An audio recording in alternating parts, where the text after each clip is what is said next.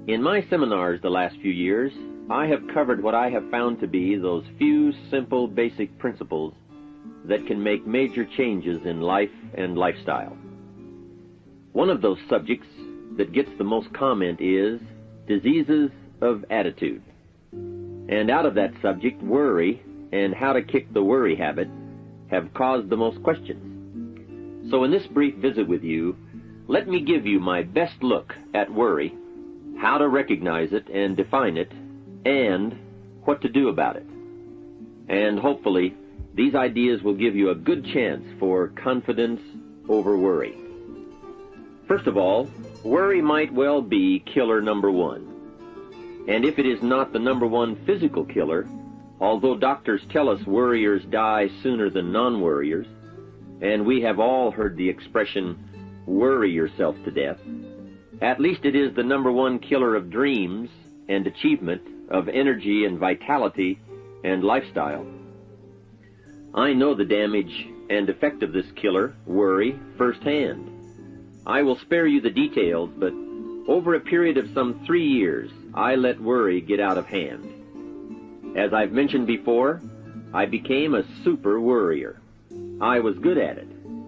The combination of small and big worries about my circumstances, what people thought of me, my finances, my abilities, the future, my progress, all led to a complete physical collapse, a stay in the hospital, emotional, mental, and physical exhaustion, and a deep despair I couldn't shake.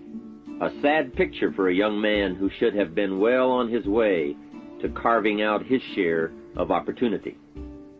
I am happy to tell you that good fortune came my way, and as many of you may be aware, I met a man, Mr. Earl Schoaf, with his ideas and inspiration and the help of a very close friend. I worked my way past the minefields of worry and disaster and out into the clear air of mental sunshine. And if I did it, anybody can do it.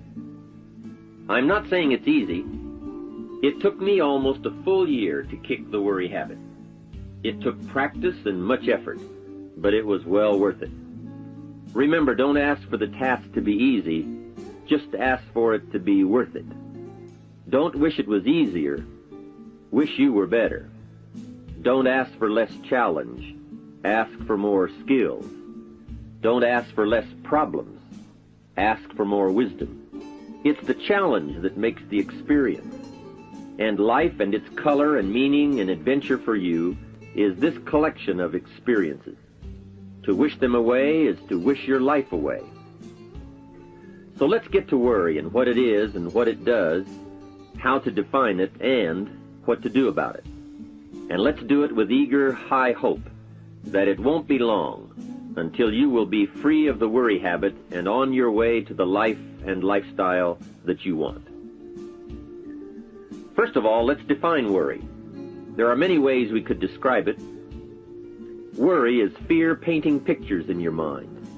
And if you watch that mental movie too long, you get a false picture of how things really are. Worry is a mental broadcasting station, and more often than not, it is false or at least distorted propaganda. Worry has that sneaky way of stopping short of giving you all the facts. Worry is often the trickery of mentally filtered facts on the negative side and the bold declaration that these are all the facts. Worry has the mental audacity to suggest that the elevator only runs one way, down. Many times worry is a 5-alarm bell for a wastebasket fire. And worry is a depletion of constructive emotion. It's wasted mental energy. It's like letting the starter run the battery down when the car won't start. And worry is most often a lack of all the facts, a lack of full understanding, a lack of total information, and an unpreparedness of ability, knowledge, talent, courage, faith, and all the other virtues. That should give us a better definition of worry, and remember, left unchecked, it can become like a mad dog loose in the house. And the sorrow and pain and regret is too large a price to pay not to do something about it and to do it now. You see, if you contemplated the total sum of human suffering long enough, it would drive you mad. You must understand how life is. Human suffering, man's inhumanity to man, war, disease, poverty. But it must be in what I call its rightful ratio of your mental and emotional time. So much for what worry is. The next question is, what can I do about it? What is the first step? My best advice on this is to first recognize worry for what it is, admit what it does, and then decide you now want to be free. It first starts with decision on your part. And may I add, well, you should decide. Why let worry continue to take money out of your pocket and bank account? Why let worry any longer keep you from becoming all you can be? Why let it rob you of better friendships, better business, better profits, better results, better communication, better family relations? Why impose your worry on others any longer? It's a burden you can get rid of and a monkey you can get off your back. Why not be rid of those sinking, nagging feelings that all is not going to be well, that you can't do it, that it won't work out for the best? Worry is undue concern that takes up too much of your mental and emotional time. Now, we must all be concerned.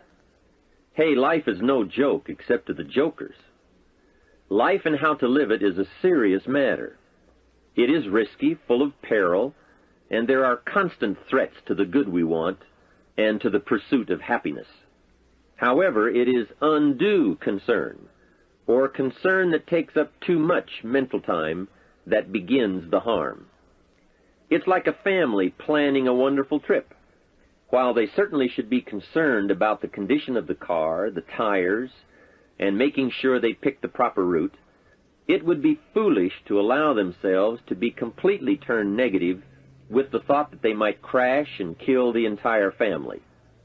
If that were the case, even if they went, the entire trip would be turned into one nightmare of fear with the specter of chaos looming around every curve, rather than enjoying the wonderful trip they had planned for themselves and their family. A lot of people do that with their entire life. So, start to make these declarations. And if you mean it, they will start you on your way to confidence and adventure, free of the worry habit. Say first, I've had it with worry. I'm tired of being beaten down and hassled with all those negative mental pictures. I refuse to be tricked by false facts. I'm really not that weak. Never again do I want those sick feelings inside, those mental false alarms. I'm tired of the drain on my resources. I'm tired of the embarrassment of the lack of confidence. I don't want people, especially my family, to see me in this state anymore. I've got more to offer. I refuse to let my life be short-circuited any longer by letting my mind run wild with a distorted view of the facts, whether I bring it up or if it comes from someone else. Prove it to yourself. Think back over all the things that you worried about, all the fantastic, catastrophic events that your well-meaning advisors had told you were going to happen. Be pleased that none of them ever happened to you, or else you would not be alive today. 90% of the things you worry about never happen anyway. All of us have had these well-meaning advisors who want to appear larger in the eyes of those they wish to advise, and who immediately rear back and describe every single bad option they can think of that might possibly happen. By the time they have finished, the one who has come for some confidence and some help wonders why he even bothers to live anymore. And the fact is, those things are never really going to happen anyway. Bring to question now what your mind tells you or what others tell you, and pledge not to go for false alarms. I've had it is a good beginning. This first step will start you arguing with your worry thoughts. Soon you will start to examine your fears and worries to see if they are valid, and you won't let your mind play those mental tricks any longer. It is possible to destroy any emotion you have, including worry and fear, by a very simple process, and that is, analyze it to death. Drag it out on the table and look at it. Weigh it against all of your past experiences. Make sure this one can stand against all the past facts you have. You will now start to use worry instead of letting worry use you. It's a beginning, being in control instead of out of control. You will now let concern and the first signs of worry prompt you to learn, ask questions, and look at all sides in order to evaluate true, positive, constructive action. Now you can say, I will let fear advise me of the facts, but I won't let fear tell me these are all the facts. Nor will I let fear determine my reaction to the facts. I will gladly take up the war of faith over doubt, reason over fear, and positive expectation over worry. So talk to yourself right now into a change of attitude. Be persuasive. Go all out. Show yourself the hell if you don't, and the good life of answers and progress if you do. Say to yourself, what a fantastic feeling it must be to stop the panic drain on my mental energy, emotion, and physical strength. Imagine putting all that saved energy and emotion and strength into my action plans for the good life. Hey, accept the challenge. Believe your beliefs, doubt your doubts, stay on the campaign to give worry a bad time. Like being your own conscientious judge, say, I've had it with the presentation of a one-sided story. I sustain the objection that worry has failed to bring out all the facts. I despise these mental courtroom maneuvers that try to belittle my client, me. I demand the whole truth, and if worry will not be silent, I may cite him for contempt of the court of reason. Call up that scene often when worry wants to hassle you with the same old tricks and the same old results. It will work every time. Okay, let's move on to some really positive steps. If you can survive all that has happened to you up to this moment in your life, in spite of doing and thinking many of the wrong things, imagine how you can succeed by now starting to do some of the right things. First, the best answer to worry is confidence, and confidence starts first with awareness. Here is one of the most important lessons in life to learn. Life and business is like the changing seasons, and the real challenge of life is to learn how to handle the winter and take advantage of the spring. In short, that's it. You see, winter always comes, but so does the spring. Night follows day, but also day follows night. Sure, the tide goes out, but it always comes in. Opportunity follows difficulty as surely as difficulty follows opportunity. I have written and recorded much on how to take advantage of the spring, how to cash in on life's opportunities, work hard all summer, learn more ways to plant and protect what you invest, and to reap in the fall without complaint, knowing it's your harvest and you've reaped what you've sown. For this subject, however, let's talk about how to handle the winters, those times when worry, like winter, takes its heavy toll. So, we tell it like it is. Winter always comes. So does the night. Some happenings in our life will always be a cause for concern, and sometimes concern turns to worry, and worry turns to fear. But remember, that is to be expected. Each day, each event, each season brings both expected and unexpected challenges that we must think about and make decisions on. Life is like a stream that flows continuously. The better we understand that, the better chance we have to produce good results out of all of our challenges. May I suggest something to you? I have a friend who is an avid skier. You know something? He can only ski in the wintertime. You can only hunt the elk when the snow falls in the high mountains and drives them down. That's called wintertime. You see, it's all right if it's 12 below. Just be prepared for the winter. And here is a good thought. A full, well-developed human being will find a way to take advantage of the winter, not just handle it. The big challenge is to make something out of each opportunity. Now, if winters are always going to occur in our life, shouldn't we benefit from them too? Come the next winter, you could be on the inside looking out, seated by a warm fire, the company of a good friend, and those unique feelings of security in spite of the circumstances or the season. Begin to know now that the night will pass, and as you learn to grow and progress, you will better understand how to handle every night and better live every day. Here's some of the best advice I have on worry. First, don't be afraid to face the facts of life. It is not negative to understand that the winters always come. Don't be faked out. Don't clip the word impossible out of the dictionary. Sure, the Bible says all things are possible, but I don't really understand all that means. My daughters ask me, have you ever tried putting toothpaste back in the tube? Don't say I don't want to hear the problem. I don't want to see the difficulty. Don't show me the weeds. Don't say anything negative. Only see the positive. That's foolish. There is a thin line between positive thinking and kidding yourself. And remember, there's also a thin line between faith and folly. Here is the key.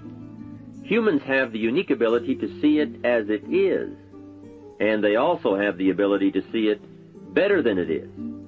One is called fact, the other is called faith. Faith you develop, facts you acquire. The facts you acquire are essential. It's like belief. You constantly must find facts to support your belief. Faith says, I will move mountains. It doesn't say, I will move mountains if someone gives me a bulldozer. I'll move a mountain if they will build me a road up there, if the weather's nice, if they give me a shovel. Faith just says, I will move mountains. Faith doesn't ask for a result to prove its existence. Faith is because it is. And remember, people die for faith. And some people give up everything they own, their life, for faith. Many years ago, over in Vietnam, a Buddhist monk did a very clever thing. He did the ultimate in political dissent. He burned himself to death. That toppled the government. That was faith. Totality begets totality. Here is a good prayer. Help me to see it as it is, and help me to see it better than it is, and then inspire me to act. Facts and faith and action. What a combination for personal progress. And action puts fear to flight. An Old Testament phrase says, watch the ants, you sluggard. Consider their ways and be wise. Not a bad suggestion. The study of ants. What do they do in the summer to prepare for the winter? That's a lesson in life and survival. Happiness, wealth, peace, security, success, safety, friendship, reward, results, and all human achievement comes from a growing ability to understand and handle the changing seasons. And so we come right back to the theme of our entire enterprise, self-development. Learn to work harder on yourself than anything else. The key to all success in economics or mental health is self-development. It will all change for the better when you change for the better. It's what you become that really counts. And you are the only variable. So a good statement is, you can't be all positive. You can't be all confident. You can't be all faith. But confidence and faith and courage and inspiration can dominate worry and fear. Physical and emotional forces are always at work, and something will win and conquer. Make sure you give yourself the best chance to get mental and emotional domination over all of your challenges. And here is one of the master keys to the good life: developing the intelligence and accepting the challenge of putting all of your emotional experience into their rightful ratio. Beginning this progress can bring about the most dramatic changes. You see, disappointment is like winter. It always comes. It is foolish to say, don't be disappointed. But you must learn to discipline your disappointment. If it dominates 51% of your time, you're in trouble. Continued heavy disappointment is like 12 months of winter, and 12 months of winter leaves very little alive. Use the guidelines of seasons to adjust to all the meaningful things that happen to you. So concern, fear, and disappointment, like many human emotions, serve a useful purpose as long as they are kept in their rightful ratio. Left unattended, the weeds take over. Disappointment rules. Worry breaks loose. Fear gets the upper hand, and doubt moves in. But managed, worked, given human action with will and knowledge and purpose, and gardens overcome weeds. Faith overcomes doubt, and confidence pushes worry into a small place. The second major key to mastering worry is to respond. Build up inside of you that heavy desire to be free, to get on with building your life and lifestyle. Too much is waiting to delay. Take a new look at your opportunities. Figure out new ways to seize them immediately and make them work for you. And here is a key. Bring a new dedication that you will master yourself with enough discipline to be more than qualified to do the present job and prepare yourself for the next move up. Expose yourself to every stimulation possible that will put all this in perspective. Now let's move on to a very important point, and that is, the best answer to worry is confidence. First, self-confidence. I can better handle next winter. I have a strong shelter. It is stocked with supplies. I now know how to take advantage of the spring. I'm going to plant better crops and bigger crops. I can last through the summer. I won't quit this time. I'll study weeds and how to get rid of them. I'll be less frightened of the changing weather and the quick storms.